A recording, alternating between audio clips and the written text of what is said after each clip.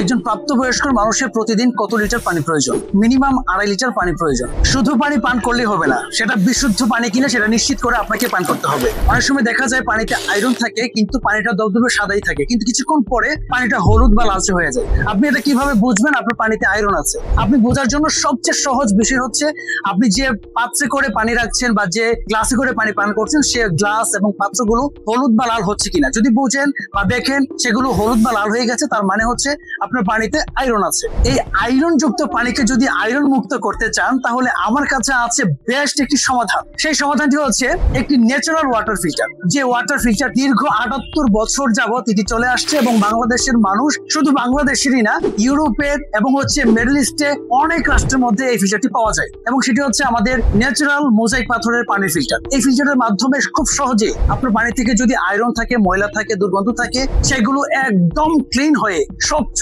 Fresh ভাবে আপনাকে পানি দিবে এবং সেই পানিটা আপনি নির্ভয়ে নিশ্চিন্তে পান করতে পারবেন এবং আপনার পরিবারের সবাই নিরাপদ পানি পাবে। তো তাই দেরি না করে যদি নিরাপদ পানি পান করতে চান, আপনার পরিবারকে পান করতে চান, তাহলে এক্ষুনি স্ক্রিনে দেওয়া নম্বরে যোগাযোগ করতে পারেন। তাছাড়া আমাদের হোয়াটসঅ্যাপে ভালোভাবে আমাদের ফিল্টার সম্পর্কে জেনে বুঝে যদি মনে হয় এই ফিল্টারটি আপনার পরিবারের প্রয়োজন আছে, নিঃসন্দেহে নাম ঠিকানা দিয়ে আপনি অর্ডার করতে পারেন। আরেকটা ওয়ে আছে, অর্ডার বাটনে ক্লিক করে আপনি অর্ডার করতে পারেন। ধন্যবাদ, ভালো থাকবেন, সুস্থ থাকবেন, প্রাচীন শিল্পের সাথেই থাকবেন।